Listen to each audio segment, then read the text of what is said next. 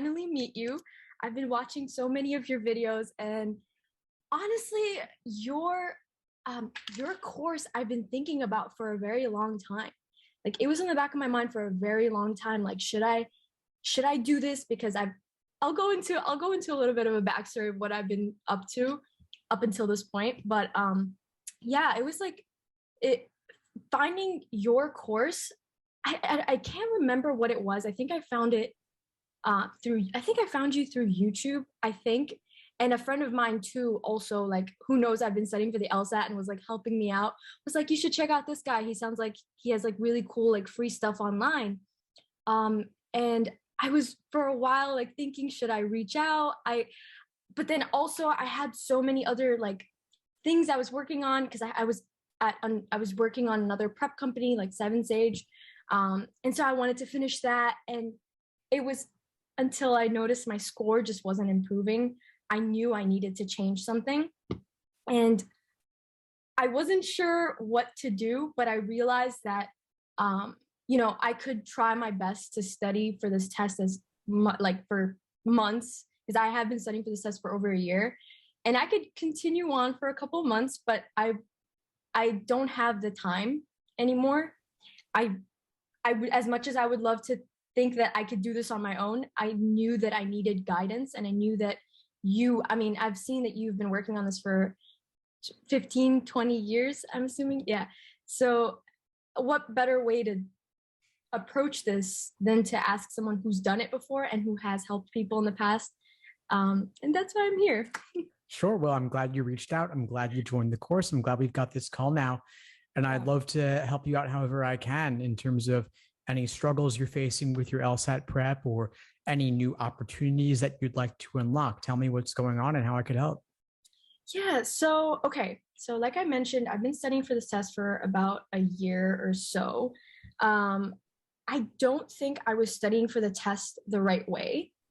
That may be because I used to be a science major. So I took this test like I would any other science test, where I thought I could, with time and with the effort that I was putting in, like I could memorize the fundamentals and take this test and do really well.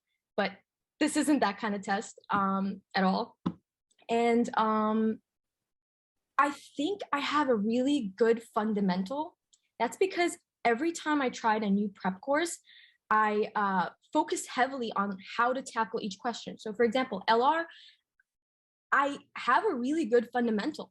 I know exactly what my task is. I know how to answer the question, but it's really about the timing. My timing is not there. I know that. And I wasn't really doing the Socratic review method at all. So I would just look at how other people explain that specific question that I had a difficulty with, and I would understand it. But the second I would try that question again, I would get it wrong. And so I realized it had to come from me thinking critically again, and really thinking why I'm doing this right, or why did I get this question right, or why did I get it wrong, and what made the right answer not appealing, what made the wrong answer appealing. So I went through that, and I actually did a month of your course, and that helped me a lot. It really, really did. Like, I started like a wrong answer journal, and I started really questioning why I was picking those answer choices. And it really made me think I started noticing a little bit of the patterns in the LR questions, at least. And that helped me a lot. But my thing is reading comprehension. I haven't figured that out. And that's my biggest weakness right now, reading comprehension. I'm not really sure what I should be doing. I know that I have to admit that I haven't been working at it as much as I've been working at the other two sections. And so I was hoping maybe you could help me, or maybe give me some confidence, because I know how it is when you hear people online saying things like reading comprehension is the hardest to improve on. And, there might not be a chance you make it if you can't read fast enough. And I'm not going to listen to any of that. I want to improve on it. And I think there's a way to figure it out. I just haven't figured it out yet. Sure. Well, I can definitely help you with that. And one thing I'll say is that let's take a moment to slow down and celebrate you for your accomplishments thus far. you've improved significantly. You've taken the Socratic review method, and I could say how great the method is, but it's more that you took it and that you applied the method consistently to the fullest extent possible, and you saw the results. So let's see now, what can we do to take the insights you gained there for LR and now apply them to reading comp? Because despite what people say about reading comp, it actually has a lot in common with logical reasoning. The reading comp passage is like a big, big stimulus, but it is susceptible to the same techniques you've already used for logical reasoning. We just have to see how can we highlight those similarities and then apply them to reading comp. Yeah, for me, it feels like a whole different section. The reading comp section just seems like a whole dense passage that I have such limited time to finish. And I read it and I know I was reading it wrong for a very long time. I tried to understand each and every word, and I was like, I can't understand this word. I need to understand what it is before I can move on. But I know that that's not, they do that on purpose. So I know now that there's a way to read it. I haven't figured it out yet. So I'm still taking like maybe 5 to 6 minutes to finish, like even an easy passage, really.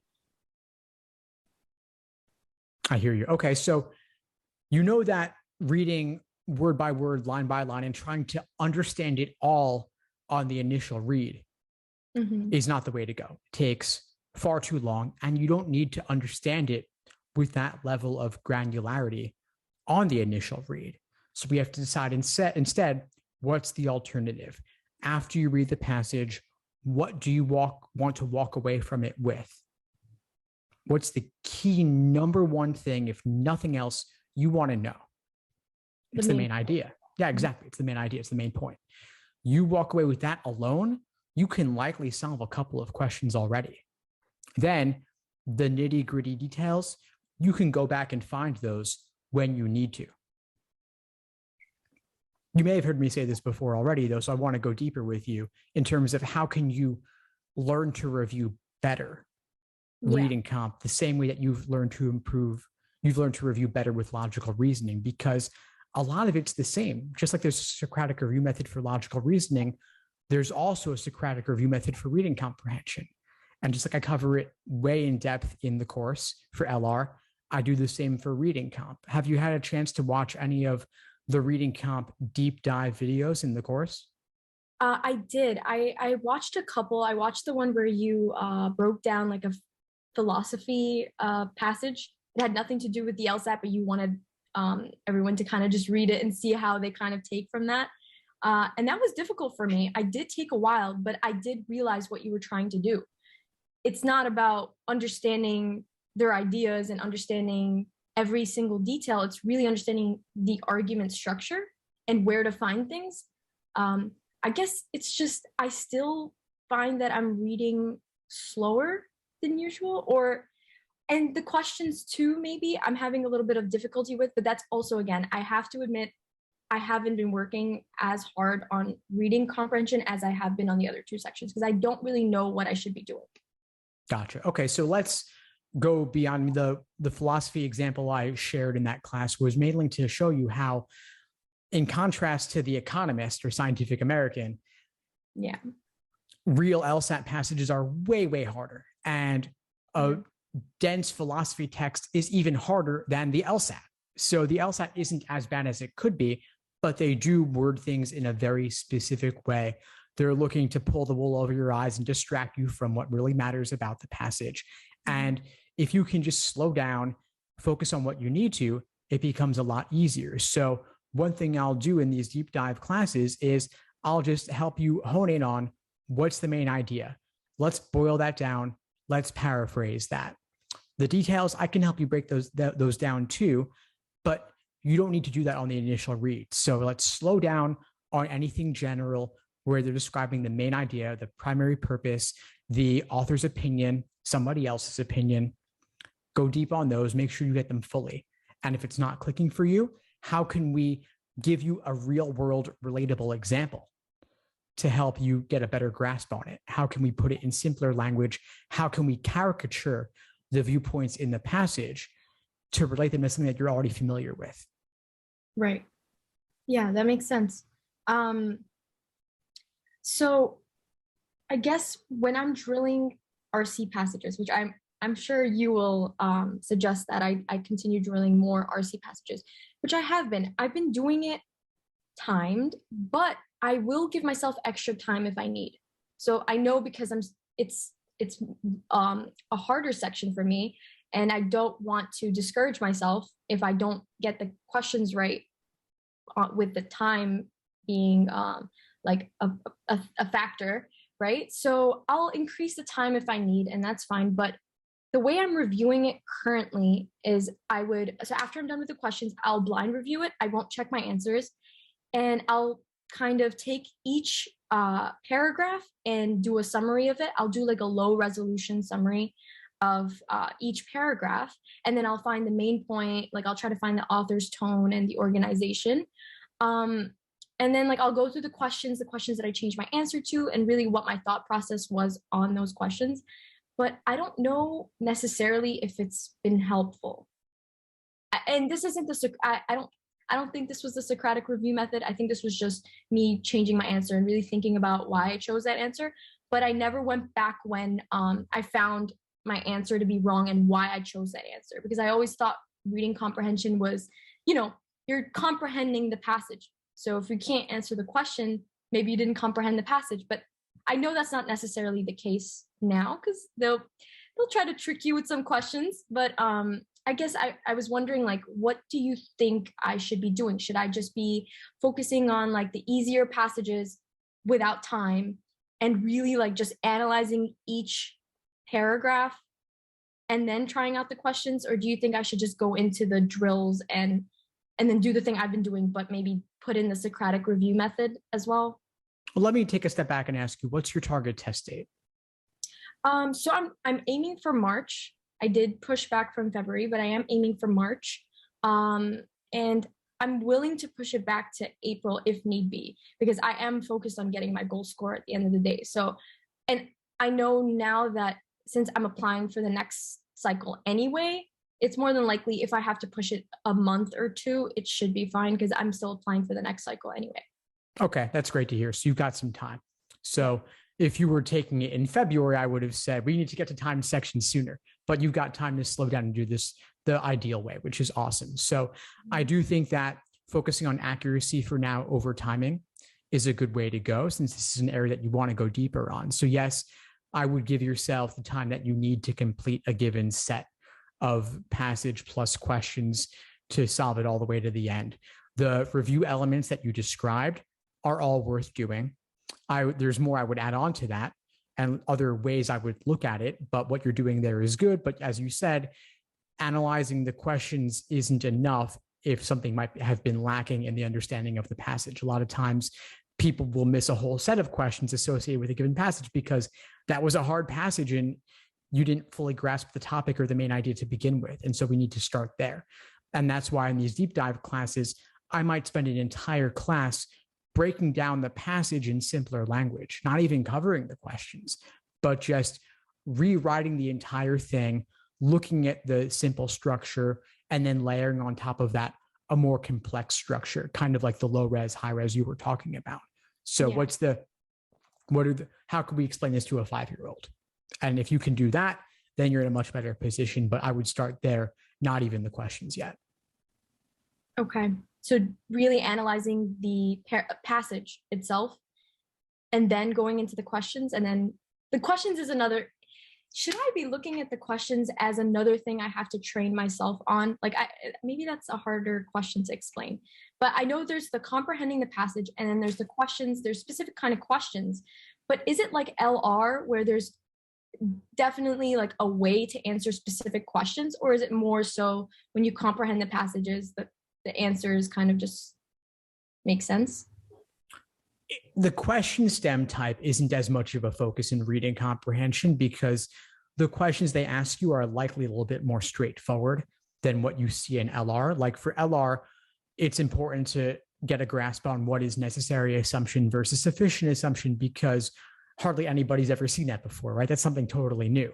But what's the main idea is a pretty straightforward question. There are a couple of questions in reading comp, the toughest ones, that are analogous to logical reasoning, but those are a lot less common. I would say you have, for reading comp, you have the global main idea style questions.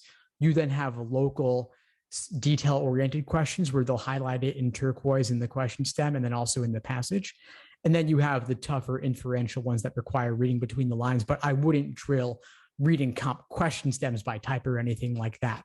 I would, and when you talked about should I drill reading comp in general, I don't think that you need to necessarily maximize the number of passages that you cover. I do want you to cover a lot of them, but I want you to focus on what are the passages that give you trouble and review those in depth, both with a passage-centric approach first and then question-centric after you make sure that you fully got the passage down.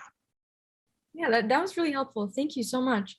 Yeah, I'll continue doing that. And I think I will focus more on the passages as I move forward. And then so 2 more questions on RC, because I really want to get this covered. I want to do better on RC, and I know that's my biggest weakness. But I wanted to know, for someone like me, do you think it would be, would you recommend that I do outside reading as well? Or is that not as helpful for someone with a timeline like mine? I would stick with LSAT passages. You've got about 2 months remaining, and there's about 400 passages with 100 exams. So I don't think you're going to need to go beyond that. I would just make sure that you cover as many of the more recent passages as possible. That'll be more than enough. Okay, thank you. And then I was wondering about the comparative passages. Is there a different way?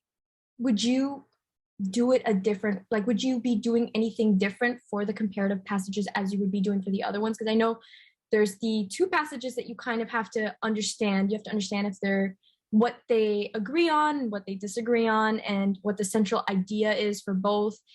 I kind of do it where I read passage A and then I answer the questions related to passage A as best as I can. So even if it doesn't talk about passage A, but it'll talk about both, I'll eliminate the answer choices that I know weren't talked about in passage A. And then I'll go to passage B and then see what I have left. And that's been good. But again, I'm not finishing the whole reading comp section, so I don't know if that's the best way to do it. Will, do you feel like that method is working for you on the comparative passages specifically? Yeah, kind of. It has been, actually. I mean, majority of the time it has. I think one time it didn't, and I was like, wait, what happened here? Like, it didn't make any sense. I was sure about my answers at that time too. So I think it was just the passages were a little bit more difficult. So I think there was a misunderstanding. So I thought I had the answers, but maybe it was just a tougher comparative passage. But I find that helps me keep everything in my head because I'm reading 2 different passages. So doing that where I answer passage A questions first has helped me. But I was wondering if that's a good way to do it, or yeah, that's a reasonable approach. Yeah. Okay. Because I know there's no right way of doing anything. I mean, everyone has their own way of doing it, but I was wondering if that was not the right way. Maybe there would be like questions that would, trip me up because they know that some students would be doing that. I don't know. No, I think that's a perfectly fine approach. It works for a number of people. It sounds like the time it didn't work was just because it was a hard set of passages. So I think that I would probably focus more on the longer passages where the complexity tends to become a bit greater and nail those down, since that's 3/4 of what you're going to see. Yeah. Okay. Yeah. Well, thank you. I'll work on RC. We'll see how that goes. And like I was mentioning, so now let's talk about LR. LR is much better. So I think I would get lucky before. And then now I see my reasoning. I know why I'm getting them wrong. But there are times I will get like easier questions wrong. And so those I'll really think about why I got them wrong. But I have noticed, so the first 10 or 12 questions, I'll go by them and it's been really good so far. It's always the after 12 questions that I'm not really sure about. And those are the ones that I noticed get a little bit harder. So I was wondering, I know I'm doing the Socratic review method now for each of those questions, but is there anything else that I should be doing besides that would ensure that I'm doing it the right way. I mean, again, I know there's no right way of doing things, but I guess my question for you is, besides the Socratic review method, should I be doing anything else for those harder questions? I would look into drilling any question types that you find difficult in particular. The review method is the number one thing that you can do, and I would continue watching the logical reasoning workshops in the course to see me apply it in different contexts. But aside from that, I would just look into, is there a certain question type that gives you trouble, and work on that on the side and watch the classes related to that too. Does anything come to mind in terms of a certain question type or a certain method of reasoning? No, actually, it's like it's always different questions sometimes. Like I think like if there's 4 flaw questions, I'll get 3 right, 1 wrong. So it's like it's not very it's not very consistent. But I guess maybe weakening questions at times will give me some trouble. Strengthening questions. I have noticed that I've been getting a lot better at the necessary assumption questions after going through your foundational course. I started looking at them as a must be true assumption questions. And I never looked at it like that before. And I've done many different, I'm not joking when I say this, I've done so many different courses. And each one, I think, I started getting overwhelmed with the different ways to do them. And I wasn't doing it my way until I saw your foundational thing. And I noticed that my thinking about necessary assumption questions started becoming a lot more intuitive almost. I started knowing when questions were strengthening but not necessary. When before I remember reading about necessary assumption questions, the first time I ever read about it. And they were like, the answer choices, they would say like, this was the wrong answer because it strengthens, but it's not necessary. And to me, I'm like, what do you mean it strengthens, but it's not necessary? It didn't make any sense to me, but now it's clicking and I understand necessary assumption questions. But I also have, I'm very, okay, I'll give myself credit. I'm pretty good at conditionals. Like I'm very good at like writing things out, but that also could be a bad thing because I noticed that I focus on it too much at times. I know some people are like, oh, I can't write it out. I can write it out, but it takes me a really long time. I noticed like for must be true questions, for example. So do you have any tips for that? Do you think I should work on getting faster at that? Or do you think I need to change my way of thinking a little bit so I don't have to depend on that too much? Great question. So it sounds like in terms of question types in general, there may not be any one question type that deserves a lot of extra focus. Sometimes you're just getting hard questions wrong because they're hard. And that's where more review and more practice and more exposure comes in. But regarding your question about diagramming, one thing I'll say is that students tend to overuse diagramming as a technique for LR. There are very, very few question types where diagramming is actually useful. Hey, you're not the only one. So many students, because when it works, it's magic. It just unlocks the answer. You see it in many cases for sufficient assumption questions. Some must be truths, some parallels, but you've got to apply it only when it actually is applicable, only when it can actually be useful. Sometimes you have that diagramming as a technique, and then when you have a hammer, everything looks like a nail. So we have to see what are the situations in which diagramming is useful and in which cases will it not be useful. I find that it's most useful when you have lots of conditional statements written in a very tight way, like a math problem, like a logic games problem, the way that a computer would talk, not the way a person would talk, where you can easily imagine subbing in different variables for what they're saying. That's when it's helpful. Otherwise, you're more likely looking at informal logic where you've got to relate to it in a real world way, like you were actually having a conversation with somebody. Makes sense. Yeah, that's a really good explanation. I do notice there are questions that are a bit logic heavy where you would kind of need to write it down. There are some that aren't. And for someone who uses conditionals a lot, I tend to fall back on that because I'm like, I know how to do it. Maybe I can do it fast. And that would take up a lot of my time from the exam that I could be using on other questions that need more time. But Okay, so my question, I thought of this question on the fly. I'm just asking, what what worked for you when you were taking the LSAT? What did you notice that clicked for you when you were studying and you took the and you were studying for the LR section? Was there like something that I'm sure it wasn't just it wasn't just one thing, but what did you notice or what worked for you that you noticed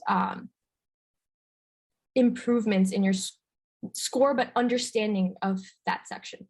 Yeah, sure. So the first thing I'll say is learning to take fewer exams, do fewer problems, and review in more depth. There's this addiction to doing questions and getting that feedback and seeing, did I go up? Did I go down? What went well? What didn't go well? But the why is more important.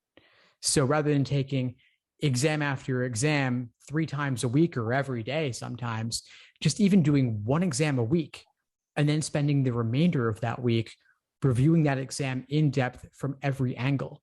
And I took the LSAT back when they were 2-score logical reasoning sections. So I was always doing those 2 LRs. And I thought to myself back then, well, I should focus on LR because any gains I make get doubled because it's half the exam. So you're asking about LR, so this fits. I noticed the trends in the mistakes I was making, but also the trends in the stimulus. The kinds of methods of reasoning that they use show up again and again and again. You see it especially with things like correlation causation flaws and that kind of reasoning, the ways they problematize it. And so if you have a really solid understanding of the methods of reasoning that show up most consistently, you're in a much better position because you're not interpreting it for the first time on test day.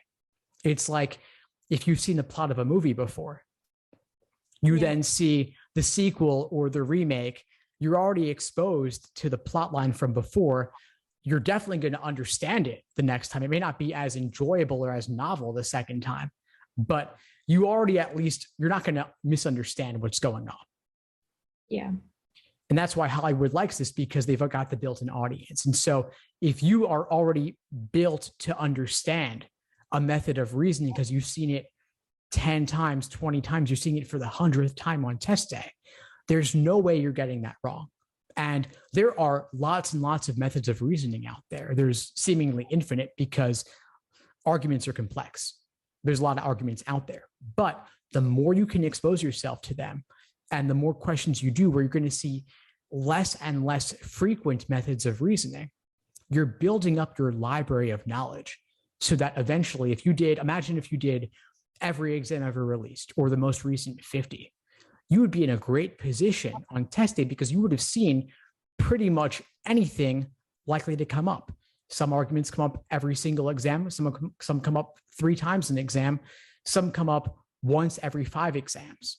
But if you've done 5 exams, you've probably seen it at least once. If you've done 10 exams, you might have seen it twice. So the idea is just the exposure can really help.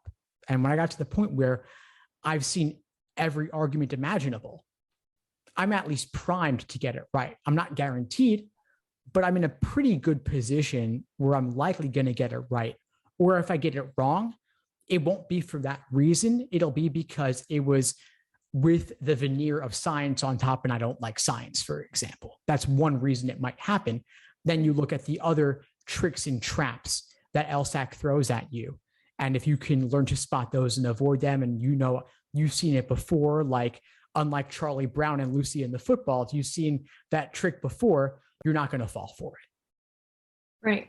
Yeah. I have, that was a great explanation. And that was a great tip that you just gave. And I do see what you're talking about. I started noticing it now, like the patterns and I noticed the way they're writing the arguments, they do come up again. So I do, if this was me a couple of months ago, I would have no idea what you're talking about. I'm like, I don't see the patterns. I just don't. But I do see it now, and I get what you're saying. I'm being more patient in that I know my scores really just not changing. But I think with more time and more practice, I will see improvements. I did come so far with a diagnostic of 140. So I know it's there and I know the test is learnable. I just want to know I'm going about it the right way. and that I'm not wasting my time or taking too long, because I know people who have studied for a very long time because they didn't know how to study for it the right way. And there was people who studied for it in much like less time, and they knew what they were doing. Which comes back to, I have one more question for you, and it's that I want to know how to structure my study plan, or like a plan of attack for the LSAT. I usually am just drilling questions, so I'll try to like mix it up. I'll do like RC and LG one day. I'll do RC, LR, or LR and LG the other day, and then I'll do a practice test like once a week. But I was wondering if there was something for someone like me who has my LG is my strongest section, and I would say RC is my weakest section. What do you think I should be doing within like with my weeks? Is there something I should be doing that's different than I'm doing right now? Your approach overall sounds good. I might tweak it a little bit, though. I think one exam a week is a good rule of thumb for you, because it sounds like you already have a good foundation. You're already familiar with the different sections, the different question types. So now it's time to work more on pacing and endurance overall. And you've got 2 months, which is a good amount of time, at least 2 months, really. So you have enough time to apply everything that we're talking about in today's conversation, which is really exciting. Sometimes I talk to people like the week before their exam, and we can talk about final week study plan, but there's not as much time to implement these deeper strategies like reviewing better. So my recommendation for you is maintain the exam once a week. Make sure that you level up your review of that exam, especially with regard to the reading comprehension. And watch any of the course lesson videos you may have missed, the full-length class recordings covering reading comp, to see those walkthroughs, to see those deep dives. Then I would recommend any additional work that you do on the side, aside from that full-length exam plus the review, would be to do some more reading comp passages. You don't need to do logic games on this side because you're already covering them in those exams and you're feeling pretty good about it. So maybe you're doing one exam a week plus the review of that exam plus 2 reading comp sections plus 1 logical reasoning section, and maintain that ratio if you have the time to do additional drilling on the side. I'd also suggest come to the live classes, come to the reading comp classes, come to the reading comp study groups in particular. They're every Monday night. So every Monday night, 7 p.m., 8 p.m., 9 p.m. Eastern, you can show up, bring your questions, interact with others, show your techniques, learn from their techniques. You can also request topics to be covered in future reading comp classes. So I would definitely recommend taking advantage. You don't need to attend the logic games classes, of course, but the reading comp and the logical reasoning as well, I would definitely consider if you can. I will. Thank you so much. I want to say thank you again. You answered every one of my questions. And I am looking forward. I am very, very motivated. I always get like this when I get like a new prep or a new course, or, when I feel like I'm going, or I'm thinking about how my score's not improving. I know that because it's been like that for a while, I know it's going to increase a little bit. I just have to be a little bit more patient.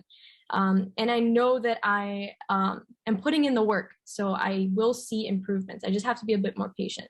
So yeah, it could be a little demotivating sometimes. It could be a little bit difficult, but I just needed to know I was going about it the right way, and that I wasn't wasting my time, and that I wasn't doing the wrong thing and taking an extra months and pushing my exam. That's what happened. That's why I was studying for about a year or so. I kept having to push my exam back because I wasn't getting the results I wanted. But I am seeing improvements, and I know I'm understanding the exam a little bit better. I just wanted to make sure I was structuring it the right way. And I felt like this conversation was very helpful. I learned a lot, and I know that at least I'm going about it the right way, and I know what I should be doing. But I just wanted to say thank you so much for your time. I really, really appreciate it. And I'll definitely be joining the live classes. Of course. No, I'm so glad to have had the chance to meet with you today. I'm so glad to help. And you're asking all the right questions. You're doing all the right things, and you are seeing results. And now, since you have more time and you want to improve further, we're going to give you some new techniques to try out and apply and drill and review more. And then you'll see what your results are. Come back to me. We'll have another conversation. We'll go deeper on it. I'm glad to help. And I sense your dedication. You're willing to put in the work. You're showing up powerfully. And so I'm excited for you. I'm excited to see what happens. Keep me posted. Thank you so much, Steve. I really appreciate it. Thank you so much. Thanks for tuning into the show. Please subscribe if you haven't done so already to be notified of new episodes as I release them. And feel free to reach out if you need anything at all as you move forward with your prep. I'm happy to help however I can. In the meantime, I'll wish you all the best and take care.